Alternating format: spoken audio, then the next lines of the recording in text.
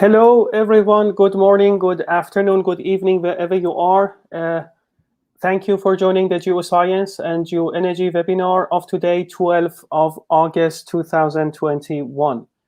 Sebastian could not make it today, but we have the pleasure to host you together with Kamal Singh from Heriot-Watt University. And today we have the pleasure and honor to host Dr. Jens Birkholzer from Lawrence Berkeley National Lab. Jens is a senior scientist at the Lawrence Berkeley National Lab, LBNL, or Berkeley Lab, in California, and currently serves as the director for the Energy Geosciences Division at the Berkeley Lab. His research focuses on the feasibility and environmental sustainability of various subsurface energy applications, particularly the use of deep subsurface formations for the disposal of high-level radioactive waste and for the storage of CO2 for geologic carbon sequestration. Using a combination of numerical, theoretical, observational, and experimental approaches, he investigates the complex couplings between thermal, hydrological, mechanical, and chemical processes activated by subsurface energy manipulations. Jens has over 400 scientific publications, more than 150 of which are in peer-reviewed journals, in addition to numerous research reports. He serves on the editorial board of several journals, and he leads the international Decavlex modeling project as being the chairman of this project. He is also a fellow of Geological Society of America and a senior fellow of the California Council on Science and Technology. Jens holds a PhD in water resources, hydrology, and soil science from Aachen University of Technology in Germany. It's our pleasure and honor, Jens, to host you this week. Thank you for generously accepting our invitation to give a talk today, being very much early up in California, 7 a.m. We are all looking forward to hearing your lecture. To the audience, please note Jens' lecture would last for about half an hour. 35 minutes would be fine as well. And then followed by questions and discussions. And like always, please do type your questions in the chat box, and we will take the questions after the lecture and hold the discussion session with you. So without any further ado, at the stage, the bandwidth is all yours, Jens. We are all looking very much forward to hearing your talk. Great. So I'm assuming you can hear me and you can see my screen. We do see your screen very well and hear you perfectly fine. Perfect. Thanks. So yeah, thanks for the intro. So what I'll do today is talk about geologic carbon sequestration or carbon capture and sequestration, CCS, going to scale, like so the scales that we need to fight climate change, and how that could induce geomechanical effects, induce seismicity, and particularly in this talk, a concern about caprock integrity. And I'll do that based on fairly advanced mesoscale field experiments. So that's the idea of today's talk. I have to acknowledge a lot of co-workers at LBNL and abroad and elsewhere, particularly my colleague Yves Guglielmi, who's really the brain and the heart behind a lot of the smart experimental approaches that are being shown here. Now, before kind of diving into the experimental discussions, I did want to talk a bit about the importance of geologic carbon sequestration and the need to fight climate change. In fact, I thought I'd show you two photos. I was in Germany 2 weeks ago to visit family there, and we ended up in this historic flooding event.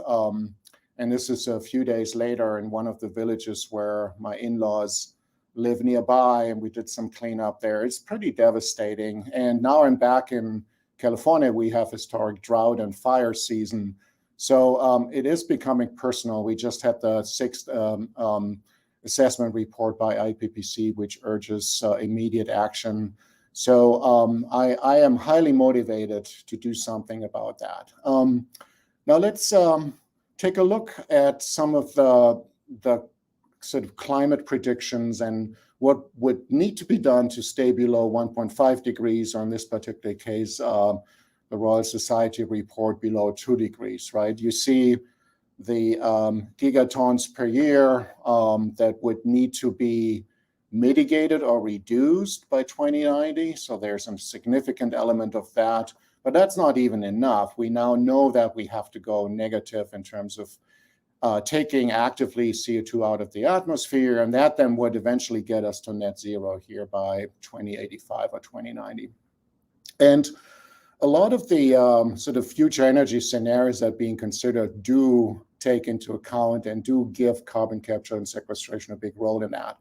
One reason is to still provide clean, dispatchable, and always available power that would complement the renewables that are intermittently available. So that would be natural gas with CCS, right? Or the need to decarbonize hard-to-abate industries like cement. And if you're thinking about negative emissions, we know that two of the most promising methodologies, like direct air capture or bioenergy with CCS, they really rely on the CO2 that is being taken or captured out of the air, that is being put somewhere, and that somewhere is geological storage in most cases.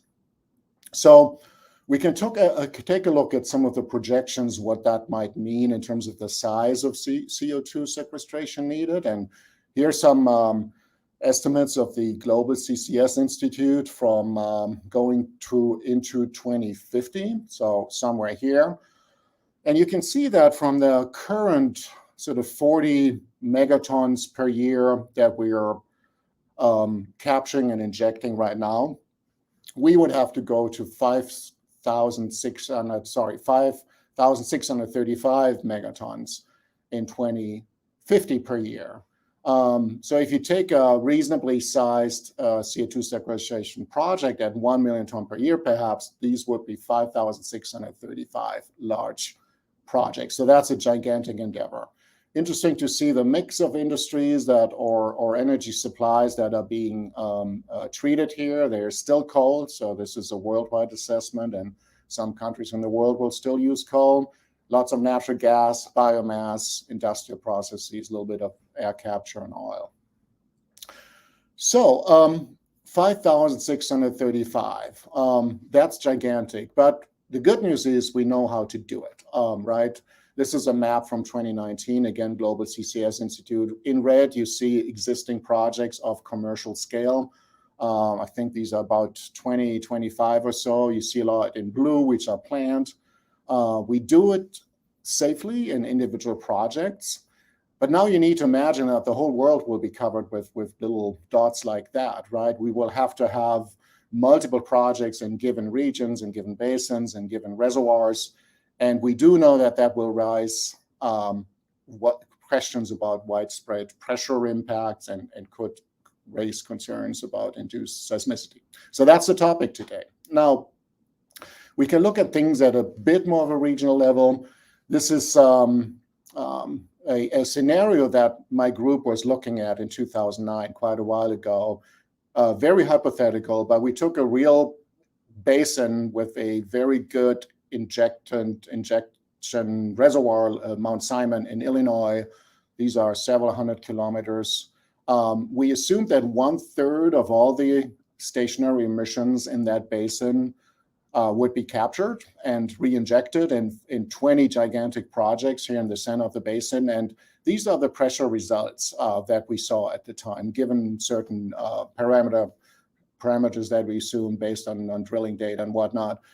This is in bar, so we see widespread pressure increase of 30 bar or so. That would be 3 megapascal in this region, large region. And then we can compare that perhaps to the famous Oklahoma case, mid-continent, where wastewater disposal was conducted between 2009 here and 2012.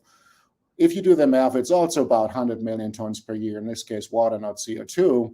But you also see the increases in basement seismicity that have been occurring from here to there. So let's step back a little, talk about induced seismicity. What is induced seismicity even? In essence, it's any man-made perturbation of the subsurface stress state that would then result in faults that may be close to critically stressed, meaning they're kind of prone to slip, to make them slip, right? Could be done two reasons, basically. One is that you have a change in loading conditions on the fault, so there's no hydrodynamics involved. And the second and probably much more important case is where we inject fluids in the subsurface in this reservoir. It connects to a fault. That fault is permeable. There is a permeability pathway. The pore pressure in the fault goes up. The effective normal stress on the fault goes down, and that can induce slippage of that fault, which can, again, then induce earthquakes. And the concern that usually is talked about is that these earthquakes are triggered. This is the example, again, of Oklahoma and mid-continent, where a lot of seismicity was observed, some of that as large as magnitude 5. But what we'll talk about today is another concern that is not as much researched, and that's the concern about smallish faults in the caprock reacting and perhaps becoming permeable leakage pathways, and buoyant CO2 could escape then. And this is a paper by Johnny Whitquist who introduced this concern to the world. And not too much is known about the behavior of these sort of clay-rich, typically clay-rich or shaly or argillite caprock systems in terms of their hydrodynamic behavior. These are much softer rocks than the typically very competent rocks we have in reservoirs. And also the hydrodynamics are different because typically these faults are very smeared out and initially not permeable. So we have a very different hydrodynamic system. And that then generates a whole bunch of questions about the sort of the basic relationship between pressure buildup and fault displacement, and how then fluid migration might occur in these initially low permeability faults, if and when and how leakage pathways are generated, if there is observable seismicity, because softer rocks do not tend to produce seismicity that much. And then finally, also a little bit on the long-term behavior of reactivated faults, because typically these rocks have some sealing or healing in the long term. They tend to close. That's why we do proppant injections when we stimulate shales. All these questions we tackled, or we tried to tackle, by conducting in-situ experiments at scales that we felt were still manageable, mesoscale. All right. So diving into the sort of the idea now of what we did, I want to introduce you to the Monterey Underground Research Lab in Switzerland. This lab is really, to us, was a beautiful test facility to conduct controlled injection experiments where we directly inject fluids into a fault and then observe its behavior. The nice thing about this research lab is that it's very easily accessible tunnel system that cuts off from a highway tunnel that in turn cuts through this mountain and has a clay or shale sort of formation that is being intersected. Interestingly, this so-called Opalinos clay is currently investigated heavily by Swiss scientists and by NAGRA as a potential host rock site for nuclear waste because of its low permeability, because of its healing and sealing behaviors, and some other favorable characteristics. Now, a fault cuts through this system within the Opalinos clay. It's a relatively small fault, subvertical. It is probably of the size that you would not see if that was a deep formation, not just 300 meter deep, but maybe a kilometer deep, where you would do surface seismic. You would assess the characteristics of a potential CO2 storage site. You wouldn't see that fault, right? So you would still think that's a very competent caprock. And that's That's here where we conducted the experiment. The good thing about being down there in the tunnels is that we can see outcropping of the fault in the tunnel. Here, for example, is a window showing the inner core of that relatively thick fault. You see the damage zone with slickened sides. Here in the center, it's very highly foliated and sort of deformed. We see a principal shear zone up here. We see smaller shear zones here. So we have a good understanding of that fault. And also, as you see here, in terms of the experimental test bed, we just have to drill 50 meters to get out of the stress shadow of that tunnel. And then we have the fault sitting right there. So this is really, really cheap and easy access for comprehensive monitoring. And now this is how we did the experiments. I want to explain to you a tool that Yves Guglielmi and his team developed. It's called the SimFib tool. And it's a sort of a downhole packer probe that and here you see an engineering drawing, that you insert into a borehole intersecting a fault or intersecting some discontinuity. And then it has this deformation cage here in the center, and it's clamped on the top and the bottom with the discontinuity in the middle. So if there's any shearing, opening, rotation, this will be picked up as a function of time and with very high resolution of sort of less than micrometer.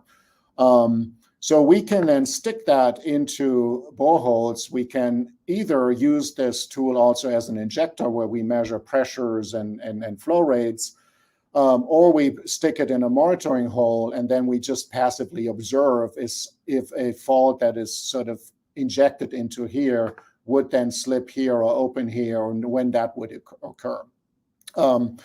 And then the experiments are typically done by stepwise increasing the pressure, either pressure controlled or fluid rate controlled. And then we measure the heck out of whatever comes out of the monitoring hole and then put all that together. We did two major experiments so far. One is a 2015 experiment where we mostly were interested in fundamental behavior of activated faults. Relatively small, 3 or 4 meters between injection and monitoring. And then in 2020, we did a follow-up injection experiment nearby, not the same patch, larger size, longer injection, post-injection cycles, and also some, and I will talk about that in a minute, additional monitoring tools. And I also will at the end very, very quickly just talk about some long-term evolution of permeability. And both of these here, 2 and 3, are still ongoing work in terms of the analysis. All right, this is the 2015 experiment. Again, injection here into some sort of secondary faulting. It connects to this main fault, and then monitoring here. We did a series of 3 cycles of injection here. These are the pressures. And then, in fact, at the end, later, a little upstream, we observed a seismic event. I don't want to go into detail here. Just wanted to show you the typical data set that you get. As a function of time, you get the pressures in the injection and in the monitoring hole. You get the injection flow rate, and you get displacements. And you could look at overall displacement, could look at along the fault, you could look at opening, you could look at rotation. Just to explain that we will be focusing on this breakthrough event, with which I mean that for the first time, not in the first 2 cycles, in this cycle, we actually had breakthrough of the displacing fault as well as breakthrough of permeability and pressure at this monitoring hole. So we created a leakage or a permeable pathway. Just to explain that in all cases, and this is local at the injection borehole, we did create some permeability, typically at a pressure above a certain pressure minimum, and this is about, say, 3-4 bars up to 6, megapascal up to 6 megapascal here. This is just an estimate of the permeabilities, and you can see that these are pretty considerable, factors of 100 to factors of 1,000,000, right? And Again, this is our breakthrough event, and I will talk about that a little more in terms of the data we gathered. So again, let's focus on this right-hand side. And this is a busy plot, but I want to go through it stepwise. At the top, you see in dark blue the injection pressure stepping up, and at some point you get a sudden pressure decrease, meaning that fault has opened up. It now takes a lot of flow in green here. Flow rate goes up because this is a pressure control test, so we're starting to inject fluids at a higher rate. A little later, the pressure in the monitoring borehole goes up, almost goes up to the injection pressure, so good permeability. A little further, we get this dip in pressure, as if the patch here has opened up even more, maybe connecting up to here where we feel this little earthquake occurred, and then here it is as a function of time. And now let's zoom on this time interval here and go down here. Again, you see, now it's dark blue, unfortunately. It's a little bit confusing, but this is, again, the increase in flow rate at the injector. This is the pressure buildup at the monitoring hole. Now down here are displacements. In dark is the slip at the monitoring hole, and it starts earlier. So there's a little bit of slip here preceding the pressure buildup. So it seems like by slipping, we're creating a little bit of permeability. And then a little later, as we have sort of full sort of increase in pressure and pore pressure and probably less effective stress on that fault, we get a second slip event, and then we get this earthquake, while again this pressure goes down. So quite complicated behavior. We can zoom in even more in terms of the types of data that we can gain, and this is again a bit of a complicated plot, but bear with me. So this is our conceptual model for the injection borehole. We have a bunch of individual fractures. They in the first and two cycles, they kind of were injected into. Then suddenly in the third cycle, we get this connection to the main sort of shearing discontinuity plane. We get, and then we can, at both places, we can look at the time series of deformation. So in black, you will have a deformation that starts in black with the pressure buildup phase. Red is the phase where suddenly permeability is generated. Green is when we get sort of flattening out later. And this is the starting point here, okay? We're looking from the side. So this is the plane that we have at the injector. So if you go this way, it's opening. If you go that way, we're moving along the plane. So you can see that there's some initial shear followed by an opening as permeability is generated, and then a little closure. That's the injector. At the monitoring hole, we see some initial shearing upward, and then as the permeability is generated, as the fault opens up, it's probably mostly dilation because you see that very strong shearing event going that way. So both opening and shear as relative to that line, okay? Lots of beautiful data, very, very hard still to analyze. We did some modeling. This is a bit hard to see. We see the main fault plane. We see the injection fault plane. The contours are showing the pressurized patch. This is, in fact, normal stress drop, but inversely related to pressure. And we see these bubbles here simulated small seismic events. This is fully coupled model with permeability increased at failure, rate and state friction with a mildly sort of rate weakening model. Most of the slip is aseismic. You don't see a lot of these events here. You see them mostly at the pressurized tip at the fault plane intersections at fairly low magnitude, which is not inconsistent with what we observed. So quick summary, and then I need to move on. I need to hurry a little bit. So we indeed see a very complex transient coupling here. The fluid and pressure migration appear to be slower than the initial rupture, which could suggest that there is some decoupling between, whoops, what's happening here, between fault and slip and opening. mostly a seismic slip. That means that if we, when we typically observe microseismicity to see if there are any reservoir caprock integrity issue, in these cases, that would not be a good indicator for integrity issues. Long-term activation leakage behavior remain uncertain because this was a very short-term test. And we only had 2 discrete monitoring points. So there's a lot of uncertainty what happens in between, what happens with heterogeneities, and so forth. So that triggered us to decide we need to do another experiment, which is larger, longer, and has more monitoring. And that was the so-called FSB experiment with a pretty good list of partners shown here on the left. We did again use the SimFip tool, but now we added fiber optics. And what we also did, I'll show that in a minute, we did some high resolution and time-lapse active seismic imaging cross-well between the fault. And again, this is multiple partners, and we envision this as a long-term test bed. I only present here one initial suite of experiments. Okay. So this patch here is probably more like 15 to 20 meter that we were trying to stimulate it nearby. So the first experiment was here. The second one is about here. This is a sketch looking from the top down, so plan view of the setup.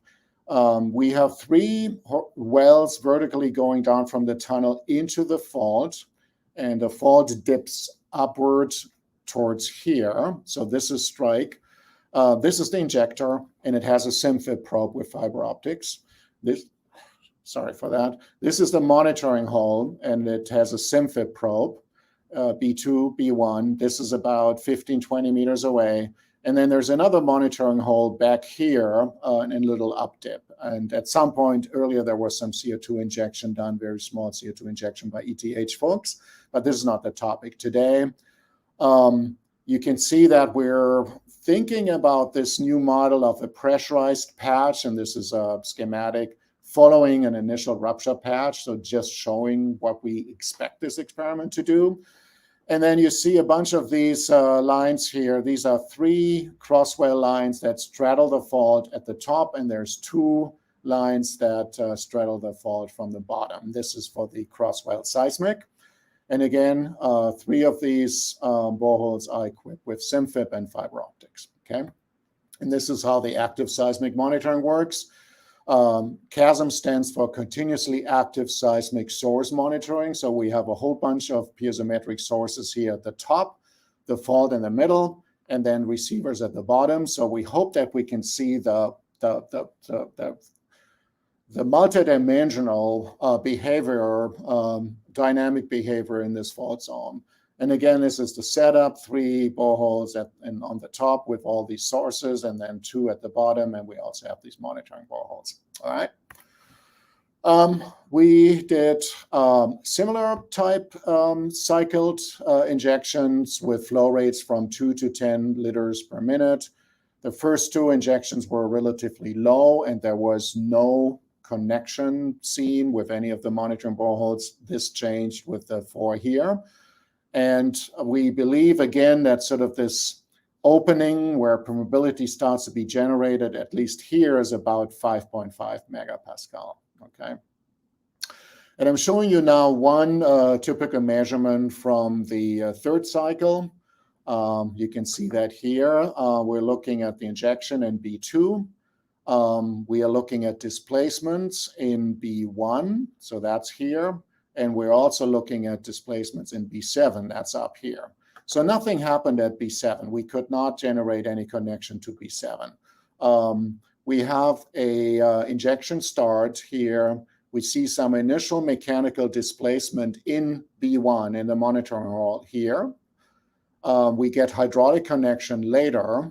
And then we see opening and more displacement, and also some sort of sudden sort of rupture events, as you can see here, and also some seismic events. We're still locating the seismic events. I can't talk too much about that.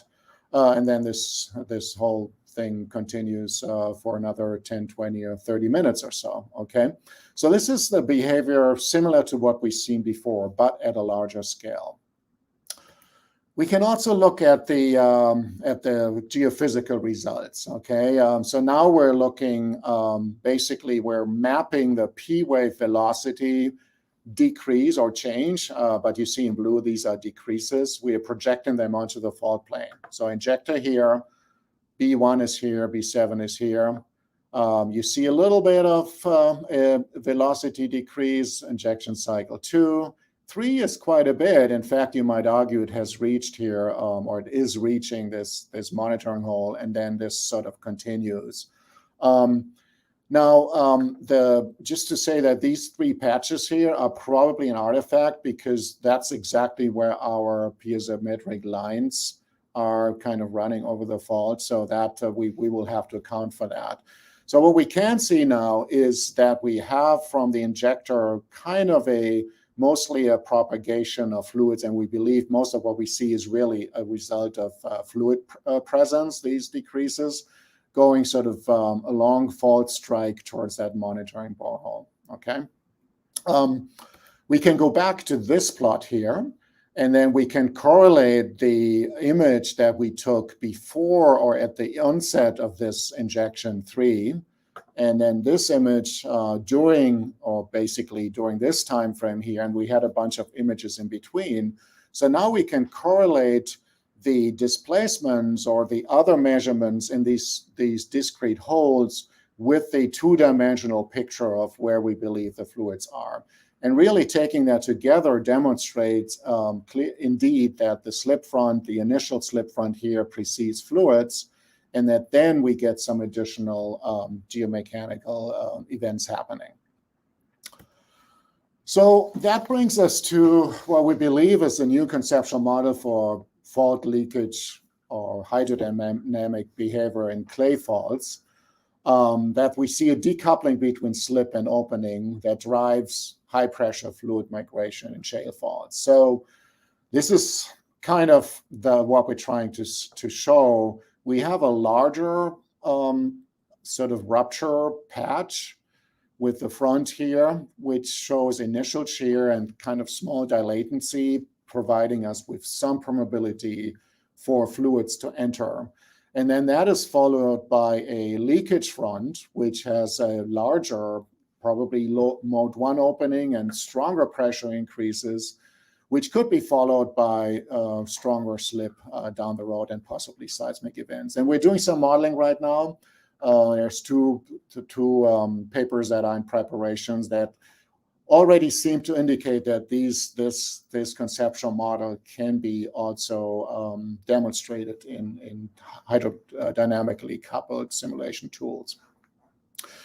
Now we can bring that back to a sort of higher level sort of understanding of caprock versus reservoir faults, and perhaps even bringing that together into caprock fault reservoir systems. So what we typically have in induced seismicity in reservoirs, we have faults that may initially be permeable. So you would have injection into that reservoir, you get pressurization of that fault, you have a pressure trigger. You get a fairly distributed pressurized zone, you get seismic reactivation, you get these seismic events, okay?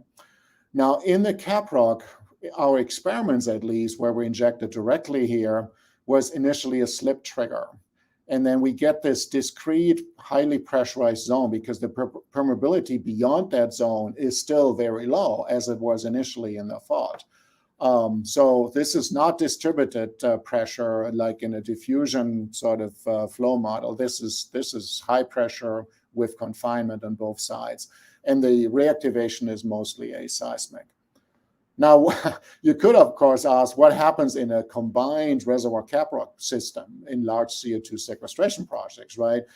Where the slip in this reservoir part of the fault could actually trigger something in this caprock part of the fault. And this is not something we have tested so far.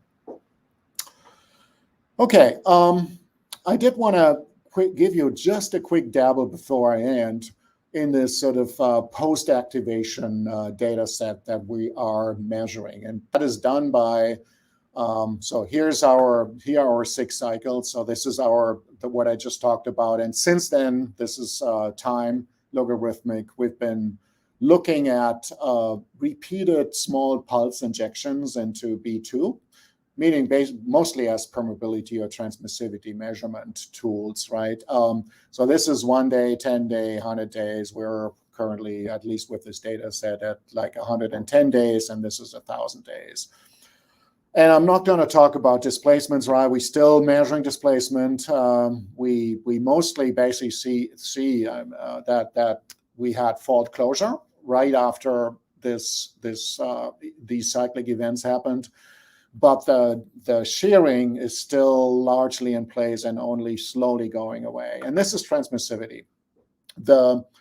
Our data are is this curve here. So we had initially, within a few days or so, we had quite a strong decrease of permeability by 2 orders of magnitude. And now, since then, we have sort of the second slope, which is a very slow decrease, but it is getting to the point that maybe within another, half year, we will probably be at initial fault permeability. So a complete sealing of that fault would have occurred. So that probably here is the initial closure. And this is kind of some healing or sealing or sort of rearrangement of the fault patch that has been slipping, and that takes longer time. I want to compare that really quick with data from Monterey in what is called the excavation damage zone around tunnels. This is data from Paul Bossard. This data is very important for nuclear waste disposal because you don't want this damage zone to have permeability. And we can see that here the return on the sealing and healing is actually somewhat slower. Still need to figure out why that is, but we'll get to that at some point. Okay. So let's summarize. So we did a series of advanced in situ experiments.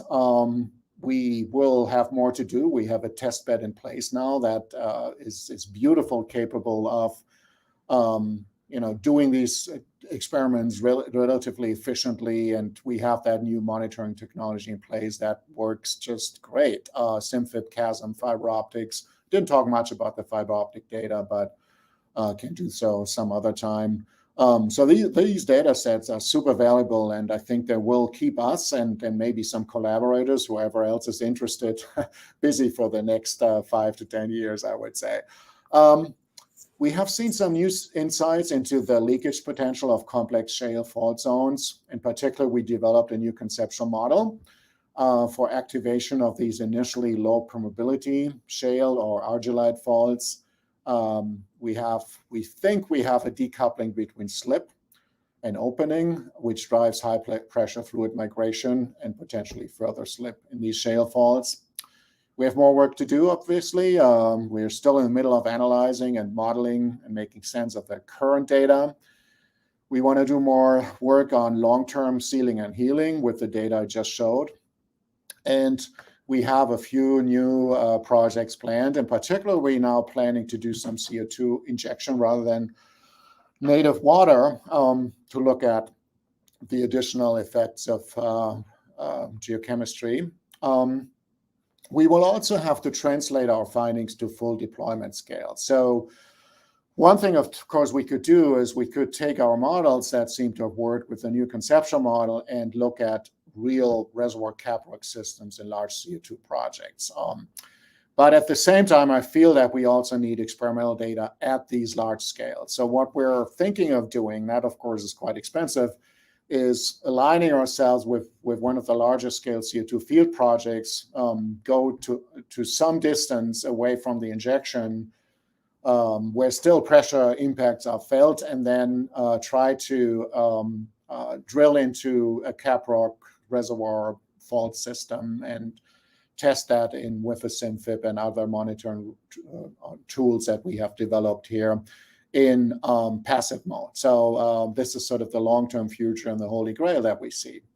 And with that, I can only leave you with this slide, which shows the team effort, the truly international team effort that this sequence of experiments has brought together at LBNL, at Swiss Topo, which runs the Monterey lab, Christopher Nussbaum, and the Monterey team, really super capable.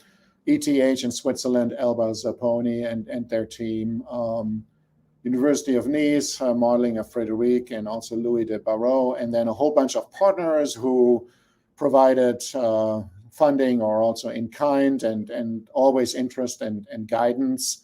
And then specifically for LBNL, funding by the US Department of Energy and Fossil Energy Office. So that is it. And I will now, I guess, stop sharing.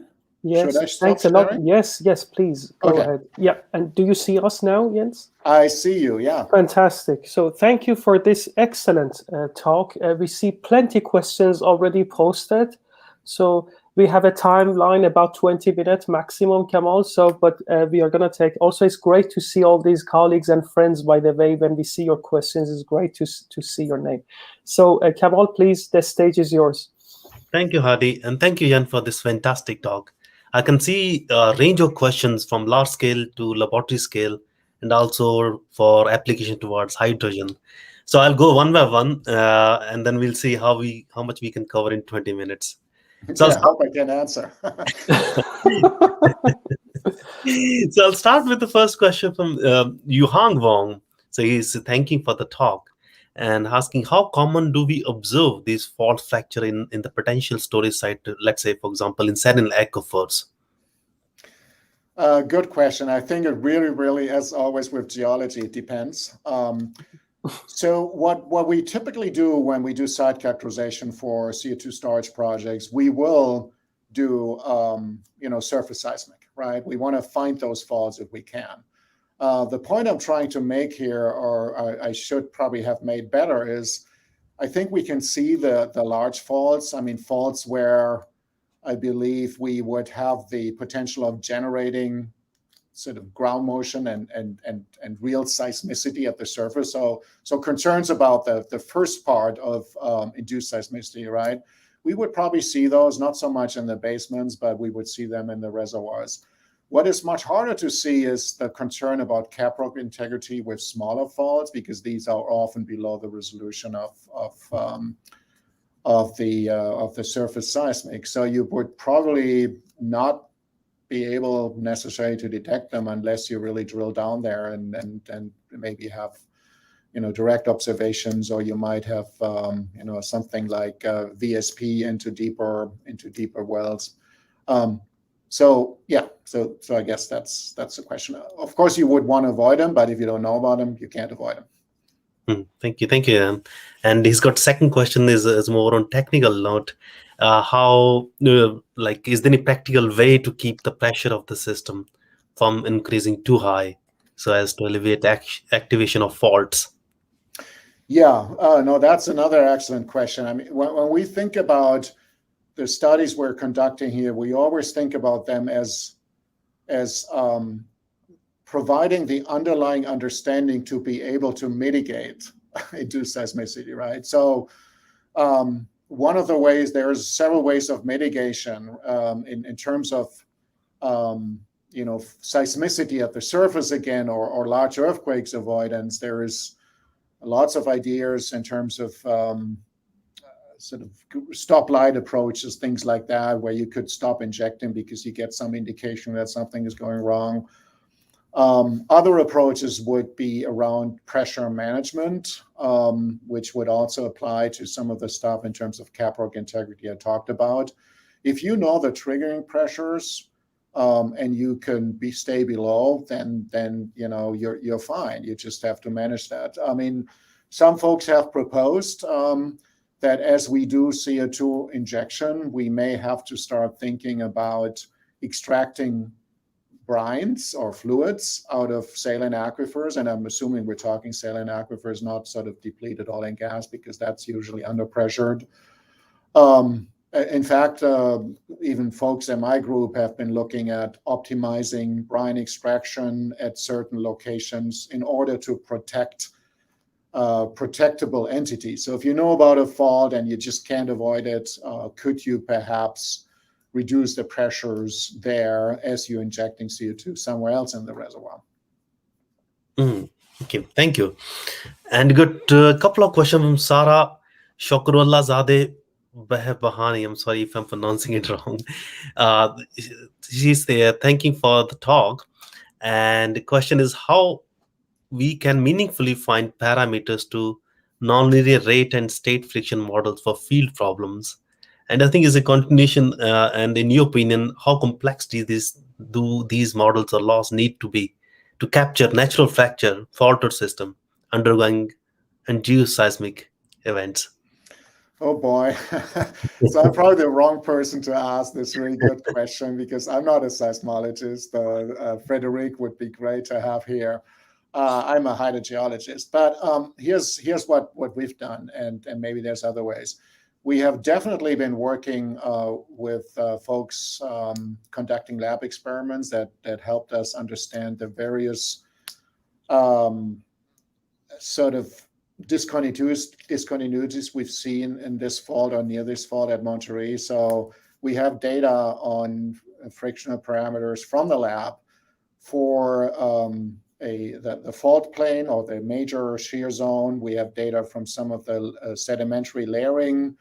We have data from the sort of unfractured host rock. But then again, that doesn't always help you to get to the data that would be those somewhat upscaled, the ones that we put in our mesoscale or larger scale models. And I do know that Frederic, used the rate and state model, but he had to twiddle around with some of the parameters. In fact, we didn't even quite know at the beginning if really a rate weakening approach would be the right way to go or not. And it was more like a fitting exercise. And I'm still wrapping my head around it. How can you be truly predictive if you would need mesoscale experiment like these to fit, right? So I think that's an ongoing research question and a very good one. Thank you, Jan. And there's a question on fault healing from Philip Ringrose, which I think you touched upon in the last slide a little bit. He's asking, so he's saying these fascinating results, as well as studying hydrofracture simulations in detail, will you be able to study stress relaxation and fault healing effects? Yeah. Hey, Phil. Great to see you. Good friend. So yeah, we're trying for sure. I mean, you've seen that we have definitely been able to get some data on the potential effects of stress relaxation and fault heating on the transmissivity. We have, and I was sort of talking about it just a little bit, but we really haven't done a detailed analysis. We also have still the deformations, right, Phil, going over the same time period. We have the SimFips that would show us how that fault, that discontinuity that was opened and slipping, how that has evolved in the long term. And it looks like it closed somewhat initially, and then the shearing, however, is still there. So we can also translate that into a stress relaxation. We haven't done that yet. And then obviously we could take core and see if we see any sort of small scale effects of fault heating. Now, we are planning a new experimental series, which hopefully will start this fall, and that's the time when we want to introduce a bit more sort of hydromechanical chemical coupling with CO2 injection, and then focusing much more on potential reactions and very sort of the smaller scale things that happen at the asperities and the connections and the fluid rock and rock interactions. So the answer is we plan to do that. We haven't really done it. Thank you. And I think this is something related to this the second last comment. It's written in Chinese. I don't know the name. So he's asking, do you consider the chemical reaction effects and dissolution and mineralization? Not yet. So just to be clear, the experiments conducted so far have been conducted with water that was generated or was mixed up to be similar to Monterey. water in the clays and shale. So we wanted to avoid any of these chemical effects. And I think there's some reason to that in terms of the objective that we have, right? If you think about a CO2 injection projects, the first pressure wave that will arrive at your distant fault will be a brine wave, right? Because you're displacing the fluid outward and you're increasing pressure there. And only later, if your CO2 plume ever gets there, you will have CO2 exposed to the fault. So we wanted to look at this first sort of arrival of pressure and stress. But again, we are planning to do CO2 injection experiments and with fault reactivation, I should say. There have been, as I mentioned really briefly, but I didn't go into it, we have been very closely collaborating with researchers at ETH who used one of our boreholes to do an initial injection of CO2 in this borehole B7, but at rates that would not create any geomechanical changes. So that was mostly focused on the reactive geochemistry. And if you look at, there are some papers by Zappone, Zappone, that you could take a look at for some early results. Now, we would take that and inject CO2 with fault activation. So we wanted to have the full chemical, mechanical, hydraulic coupling that we're looking at, and seeing if the fault reacts any different in the presence of reactive fluids. Okay, so thank you. And there's a question from Andy. It can be seen from the results that a small fault perturbated area can trigger a seismic event. Is the intensity of the seismic event proportional to this area? So yeah, typically that's what we see in sort of reservoir faults, right? I mean, you typically have a relationship between the potential maximum magnitude of an earthquake or seismic event to the size of the rupture area. And so if you have a certain fault size, you can, and it's small enough, you will never be able to create a gigantic seismic event. In our case, we haven't done the analysis yet at all for the our most recent injection. In the 2015, the minus 2.5 event, that would largely correlate, it would nicely correlate with a fault patch of maybe 5 to 10 meter size. So we did that analysis. So there's a proportionality for sure. Okay, thank you. There are a couple of questions. One is related is from Muhammad Reza Zair Rezabadi. I'm sorry again if I'm pronouncing it wrong. So any thoughts about possibility of CO2 injection or storage in CBM, cold bed methane reservoirs? I don't know too much about that. I know it's been studied, and it's in that case, it doesn't rely. It's a different storage mechanism, or a different sort of containment mechanism, and I can't really comment too much about that. Sorry for that. No problems. So there's a question from Tim Good. It's related to hydrogen storage. So he thanks for the great talk, and interesting to see your cyclic CO2 injection experiment in Switzerland.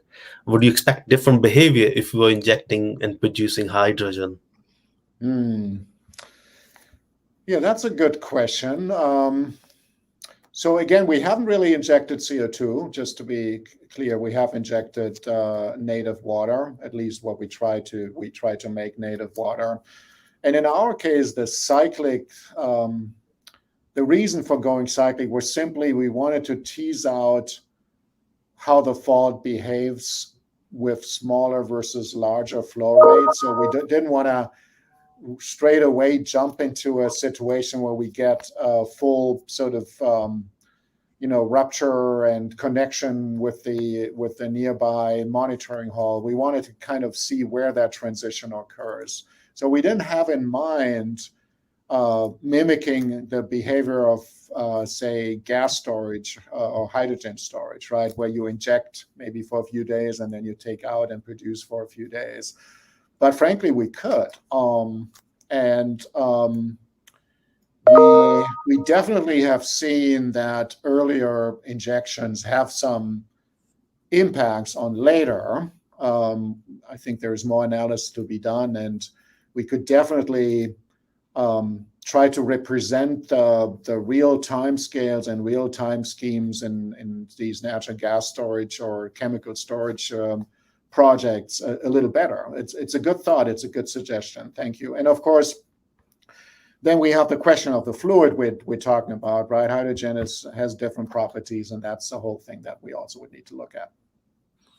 I think you mentioned during your talk one of the borehole was used by ETH folks for injecting CO2.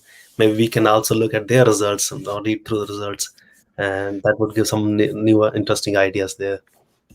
Yeah, no, for sure. Yeah, no, we're still closely collaborating. They will be involved when we do our next sort of CO2 plus activation experiment, because they did the early CO2 experiment.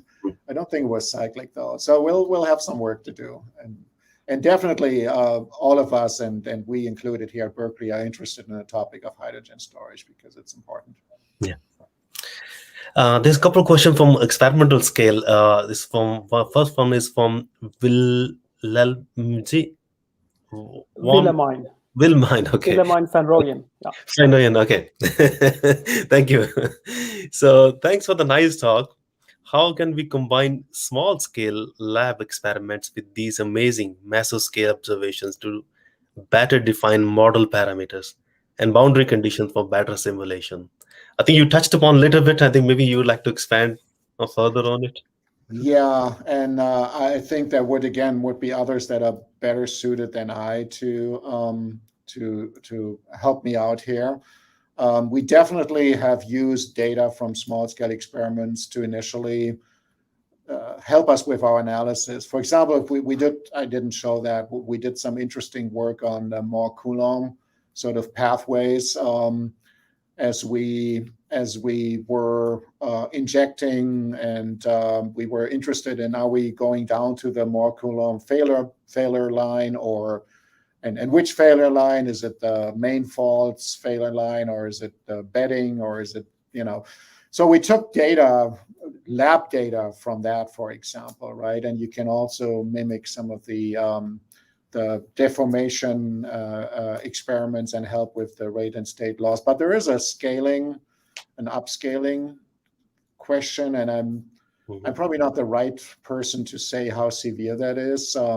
Yves tells me that he sees a lot of heterogeneity within the fault plane, and that of course is something we try to tackle with the geophysics. If Chris Spears was on, he could probably tell us a little bit more, because he's been doing some lab experiments in the conjunction with FS. So maybe next time he can tell us about that. He was our speaker a few weeks ago. Absolutely. I know, I saw that. Yeah, he talked about salt, right? Yeah, right. Absolutely. Really interesting. Excellent. So a little bit of hand waving here, but if you want to reach out to me, whoever asked the question, and I connect you with Yves and maybe some of the experimental folks. Sure. Wilhelmine is our graduate student in Delft, so okay. Awesome. Okay. Awesome. She's working on hydrogen, by the way, but that's good. Very good. Okay. So there are a couple of questions from Kishan. I think one I can skip because it's very similar to what has been asked just before about the experiment at different scales. There's a second question from Kishan Kumar. So what's the significance of plastic deformation of reservoir rock under CO2 injection? Would reservoir undergo plastic deformation in contrast to poroelastic simulation? Like say when you start doing CO2 injection?